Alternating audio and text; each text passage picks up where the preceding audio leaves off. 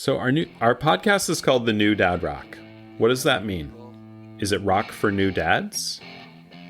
No, it's new to dads who rock. Two college radio DJs during the 90s, hosts Keith and Steve, helped expose bands like Nirvana, Pavement, and PJ Harvey. They went to shows, interviewed musicians, and reviewed albums for various designs and papers.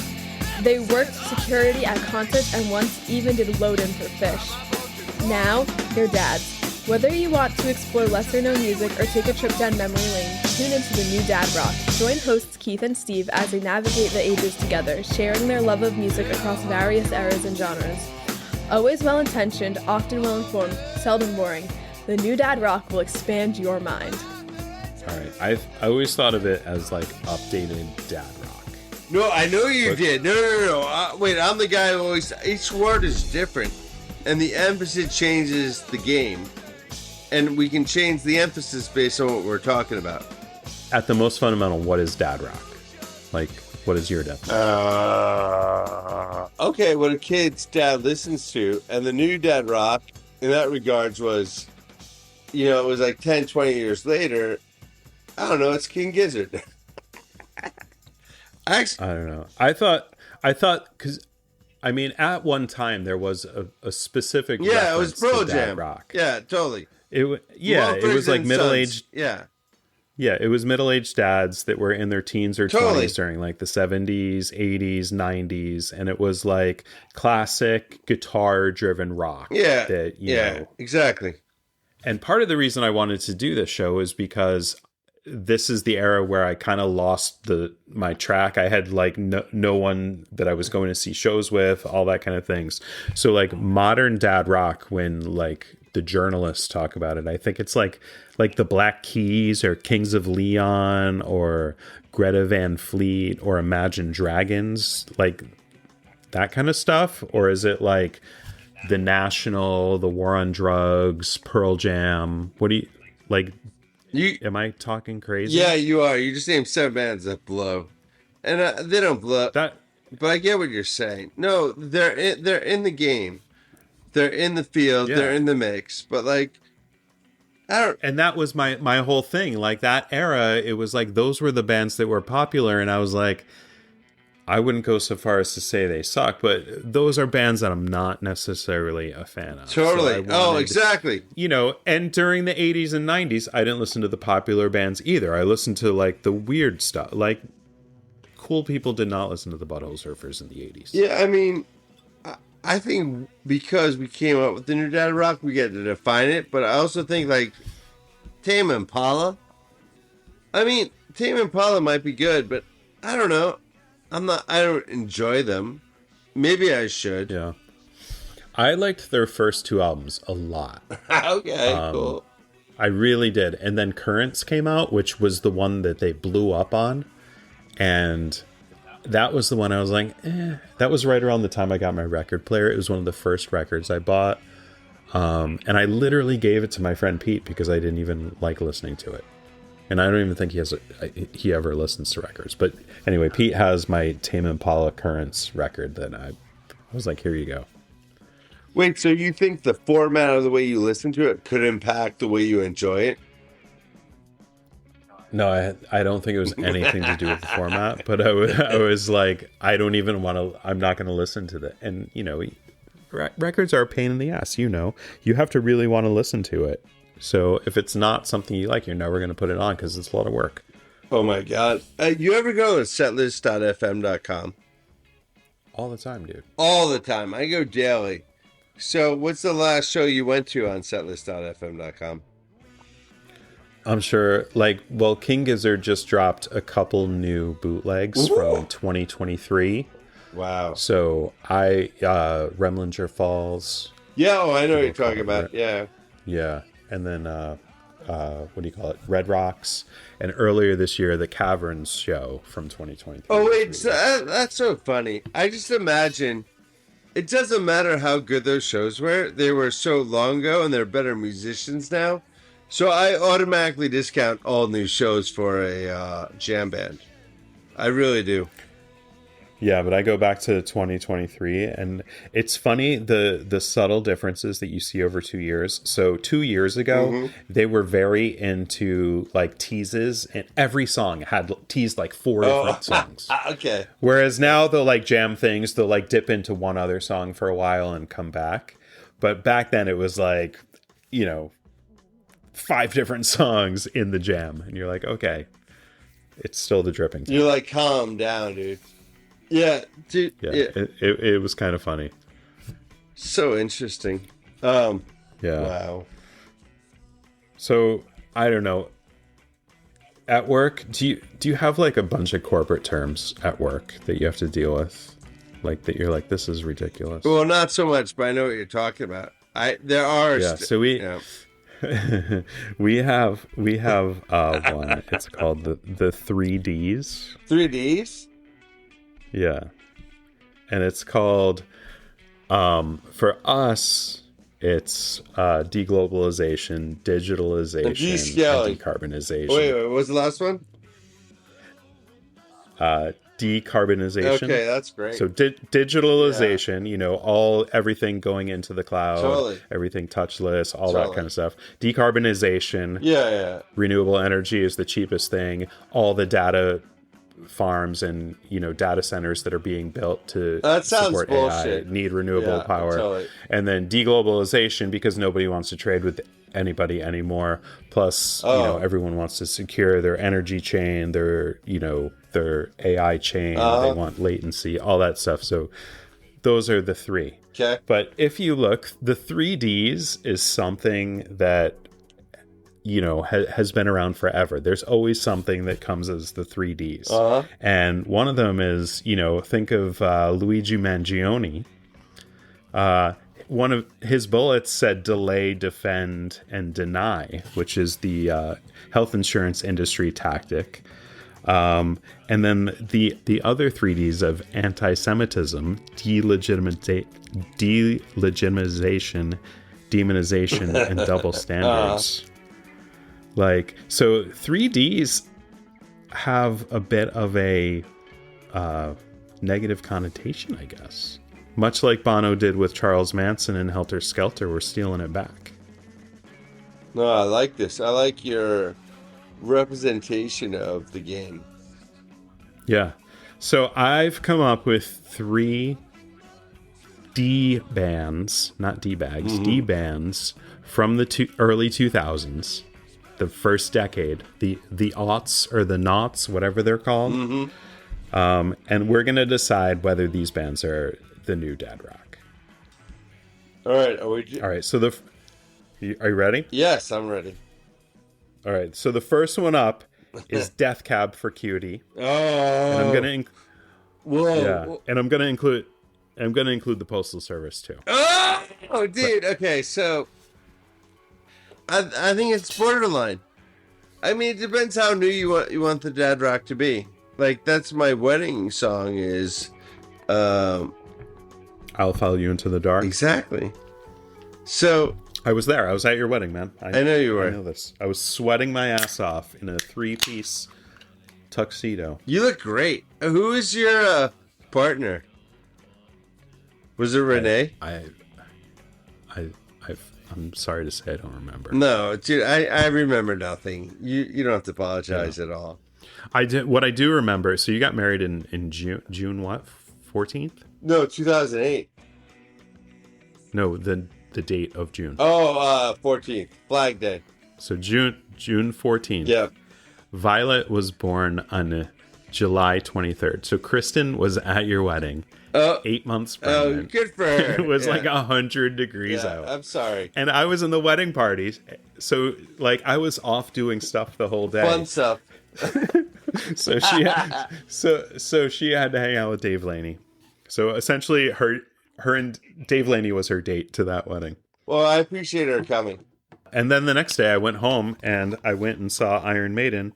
What? With Jake. With Jake. Jake? On Sunday. Where does Jake actually live?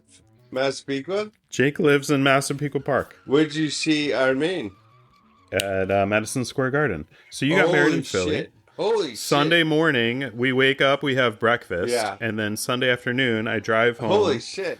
Go to like a Father's Day brunch at like Kristen's cousin's house, Wow. and then took the Long Island Railroad into the city with Jake, and we saw Iron Maiden. Is Iron Maiden that... So Iron Maiden was associated with both of our weddings because we went. Remember the weekend before Iron Maiden? Kristen had already gone back for the wedding. Iron Maiden played at Mountain View. Me, you, Stratton, Shoreline. Brian McNamara went to Shoreline. Saw Iron Maiden. Wait, That was my quote unquote bachelor party. Wait, didn't we go to some dance party? You and I walked to Dolores Park. We went to a boat party. That I think Iron Maiden was Saturday. We went to a boat party on Sunday. No shit. Was that the same weekend? Yeah. It was the exact same weekend. Oh my god. And Monday. Oh my god. Monday I tried to go to work and I called in. I'm like, I'm gonna be a little late. I think I showed up at 1:30 and I was just like, I had a lot of nerves about the wedding. I'm sorry. Oh wait. And you could get away with that in San Francisco in 1999, 2000. Dude. Like I was just a little nervous. I'm sorry. I don't think this makes sense. Do you remember being on the Dolores Park on the park bench at sunrise? That's a different time. Okay, thank you. But you know what I'm talking about. Yeah, I wrote it's in the book. It is in the book. It's in the novel. Yeah. So Death Cab for Cutie. Are these guys the new dad No. rock? I mean, No.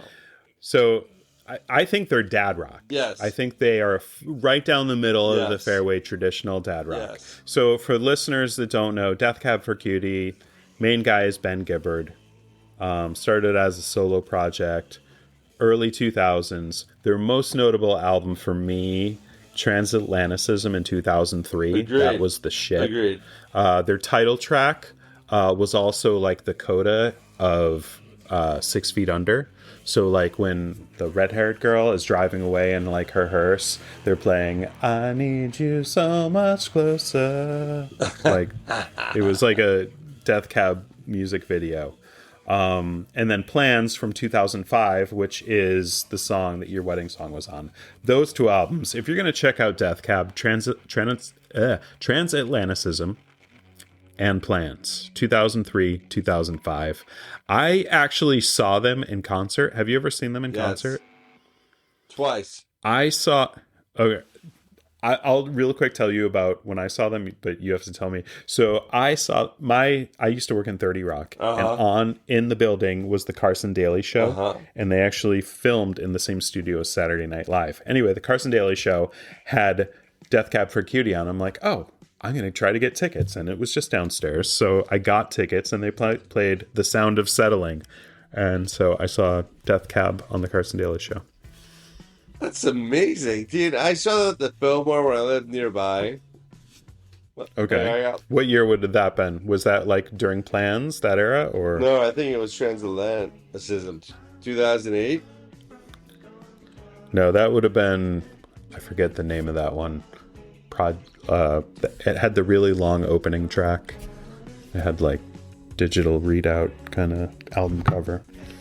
Anyway, I lived right there. That's my point. Yeah. I don't even know. I saw Granddaddy back then too. I mean, I saw a postal service. but that's a G. That's not part of our 3Ds, man. You're saying I don't think that's New Dad Rock. I agree. I think New Yeah. Dad Rock is actually fairly limited. We've given a lot of space. All right, so how about this? Is Death Cab dad rock, and is Postal Service the new dad rock? We're just picking and choosing at that point, but like that's the choice we would make. I think the new Dad Rock is Toro and Pilots. I think it's King All right. Gizzard and Lizard Wizard. I think it's the OCs. I think it's Extreme Elvis.